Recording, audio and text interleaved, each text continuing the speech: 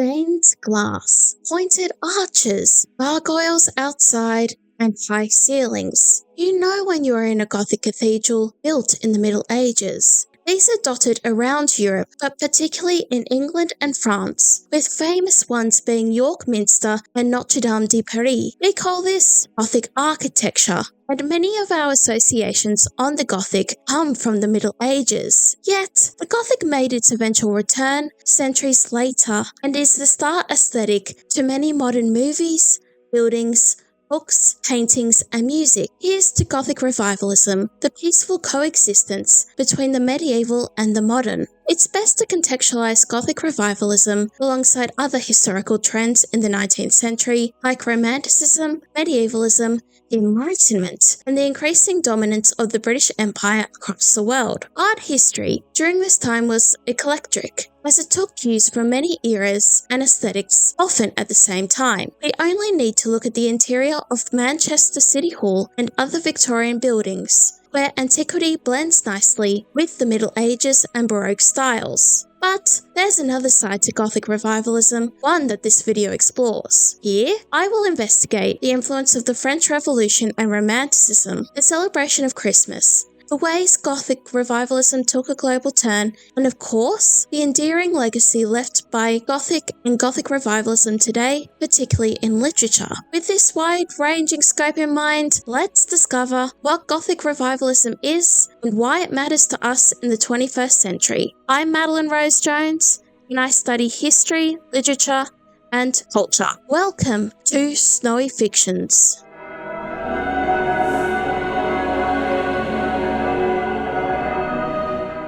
So, what started this newfound fascination with Gothic architecture in modernity, particularly in the age of the Enlightenment, where man was meant to put aside odious things like monarchy, organized Christianity, and big towering cathedrals with gargoyles, and replace them with science, republicanism, and reason. And it is certainly true that in the late 18th century, and for hundreds of years prior, neoclassical sculpture, painting, and architecture was all the rage. Writers such as Alexander Pope and Jonathan Swift took inspiration from classical theatre and literature, and so-called enlightened despots like Napoleon and Catherine the Great took to building grand neoclassical buildings, now beloved museums and secular sites in St. Petersburg and Paris. Yet, this doesn't tell the whole story about modernity. The French Revolution and the Great Terror meant many Catholics from France fled to England, and when combined with growing developments in human rights and religious freedom, the institutionalized hatred and persecution against Catholics underwent many tests and eventually weakened over time. Christianity, especially Roman Catholicism, wasn't going anywhere. Another reason for Gothic Revivalism were French and Anglo artists travelling more in the 19th century, undergoing building projects all across the world, whether in South Asia or the Caucasus. The presence of the French, especially French missionaries, was nothing new to the world, but they continued to bring their Gothic view on architecture, especially in a liturgical sense. As for literature and art, Gothic Revivalism is also best understood through Romanticism, the philosophical movement emerging around the French Revolution, which reacted and internalized the Enlightenment. Whereas the latter praised reason and the will of man, Romanticism took a concern with nature, the sublime, and the intrinsic beauty in emotion and transformative experiences. Romanticism was certainly forced in Germany, better known in that time as Prussia, with artists and philosophers shaping much of the atmosphere in cities like Dresden and Leipzig. Such cities would eventually earn associations with Christmas markets and the celebration of Christmas in Europe and also around the world. Christmas also became a key marker of the Victorian era. In addition, there was also an increasing interest in old medieval ruins of abbeys and monasteries in England, which often made compelling backdrops in the novels by the Brontë sisters and Jane Austen. The 19th century also witnessed an increase of travel across Europe, where writers such as Mary Shelley could travel to Switzerland and take inspiration for the eventual Frankenstein. The storytelling behind Dracula and eventually Nosferatu took direction from Central Europe and the Balkans. The increasingly interconnected, modern and ideologically diverse Europe of the 19th century developed Gothic Revivalism. It's particularly ironic though, that the forces of modernity, once hailed by some as a breakaway time, rich in science and reason, accelerated Gothic Revivalism and gave its unique shape. Created by Horace Walpole in the late 18th century, Strawberry Hill House is in the London borough of Richmond upon Thames and enjoys literary associations due to the author who wrote the famous Castle of Otranto. Beginning and developing from a small cottage, Strawberry Hill House has many aesthetic features of interest, such as the gardens, a clock tower, and arch windows. Inside are works of art, red walls, and curious-shaped cases. The connection with Gothic, and therefore Gothic romance, are immense. Aesthetically, the Strawberry Hill House is born out of nostalgia, also a fascination with Italianate and medieval styles. It, like the palaces brought into existence by King Ludwig II of Bavaria, embody a devotion and fascination to not only the Middle Ages, but to eccentricity and individuality themselves. What's great about Strawberry Hill House is its connection to the English country homes and estates, which developed and grew during early modern history and the Enlightenment. Gothic Revivalism certainly has a homely feel to it, one which the original Gothic style doesn't necessarily have. This eventually influenced the arts and crafts movement in the British Empire. Remember, Gothic Revivalism happened in a time of great intellectual and aesthetic diversity in a century where modernity and tradition clashed. The literary references behind Strawberry Hill House allude to an individualistic reading of Gothic Revivalism, one focused on psychology and personality, as well as personal differences, whereas traditional Gothic architecture sought to represent Christendom and kingly glory. Gothic Revivalism is more particular and unique. We'll venture next into the city where I live, Sydney, Australia. There are two spectacular examples of Gothic Revivalism architecture, St. Mary's Cathedral, which is near the Australian Museum and is, in my opinion, the finest church in the South Pacific, and the Queen Victoria Building and shopping centre, and brimming of cafes and department stores, and is very close to the Town Hall train station. Needless to say, these are my favourite spaces in Sydney and indicate the global spread of Gothic Revivalism. But there's nuance here. Nearly all are examples of Gothic architecture that is from the Middle Ages, are churches and castles, with explicit connections to Christendom. The Queen Victoria Building, QVB for short, exists in a different context, in the New World, and is veered towards shopping and commercialism, as well as trains, buses, and family outings. This is a very modern context, and this is precisely the charm of Gothic Revivalism, the modern kiss to the Middle Ages. On the opposite side, we have St. Mary's Cathedral,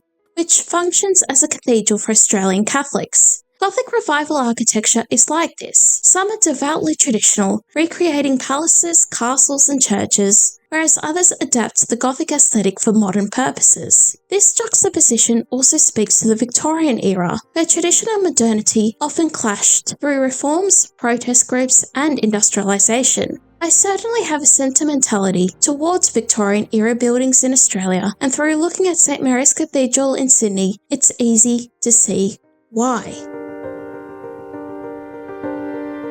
Written by Victor Hugo, The Hunchback of Notre-Dame is a prime example of Gothic Revivalism in literature for several reasons. 1. The story is annexed around the actual Notre-Dame de Paris and is set in the Middle Ages, while also being in dialogue with 19th century themes like medievalism, secular and clerical power, human rights, as well as French nationalism. Remember, Gothic Revivalism in literature and architecture are still at their core modern works. You can certainly spot the presence of the Middle Ages, but they are still modern novels. This is a critical point. Gothic Revivalism is a connection of modern to medieval history, whereas Enlightenment writers and philosophers, such as Edward Gibbons, saw the Middle Ages as increasingly irrelevant and fading in the Age of Reason. Gothic Revivalists and the Medievalists saw the looming power still held by medieval history. Other authors and novels exploring this dynamic include The Castle of Otranto, The Monk, Dracula, Frankenstein, Jane Eyre, and Wuthering Heights. The 19th century was truly a tapestry of many cultural, intellectual, and artistic influences from the past, as is reflected in broad neo-medieval art, Romanticism, the pre-Raphaelite Brotherhood, the Nazarenes in Germany, and, well, Victor Hugo. However, the historical fascination with the Middle Ages also existed alongside growing interests into antiquity, Egypt, China, and the Orient, which probably explains why the 19th century was so eclectic with ideas and style. Gothic Revivalism also has a global edge, as the 19th century to the present has seen our world become more connected, with ideas and media being shared at a rapid pace. One can discover Gothic Revivalism, especially in the so-called New World, with cities like New York and Melbourne of particularly excellent value. You can also find Gothic Revivalism in India, Turkey, Russia, Vietnam, and throughout Latin America. Here, many of these examples are churches, typically Catholic or Anglican, but there are also shopping centres, civic buildings, and town squares. The Gothic, if anything, is versatile and adaptive, but among the gorgeous stained glasses and pointed arch ceilings, there is a dedication to the Middle Ages. I love this, especially as a content creator who encourages you all to take an interest in this time. Literature is also delightful. The moody, sombre tones of the Brontë sisters has gripped the world. We're of course familiar with Southern Gothic, where the southern states of the United States are given a Gothic twist in Flannery O'Connor's fiction, but there is also Tasmanian Gothic, focused on the southernmost state of Australia. New Zealand is also rich in the Gothic, with movies like The Piano and Heavenly Creatures, offering a compelling look at Antipodean life. Gothic Revivalism is quite intense in fantasy too, with Harry Potter being a blockbuster example, with the Hogwarts castle, ghosts, dark magic, and the moody Dementors all owing a debt to the European Middle Ages, as well as the Gothic Revivalist movement of the 19th century. We can also look Philip Pullman's His Dark Materials for Gothic cues, but with a more critical lens. Writers such as Angela Carter fused medieval folklore with contemporary views on women and power, as did the Brothers Grimm and Hans Christian Andersen. Whether in literature or in architecture, it seems the Gothic is inescapable. Online, contemporary aesthetic movements like dark academia, and to a lesser extent, royalty core, demonstrate the bewitching power the Middle Ages and the Gothic ideals still have over us all. So, let us all appreciate the role of Gothic Revivalism in our imagination. Without it, modernity would lack the charm that only the past can bring. But back to you. What are your thoughts on Gothic Revivalism? Do you have a favourite building of this style? What about sharing your favourite Gothic novel? Comment below. I'd love to know your thoughts and start a discussion. Subscribe for frequent videos on history, literature, and culture. I also have a mailing list, blog, and creative writing classes, all linked below. Thank you for watching, and I will see you soon. Bye-bye for now.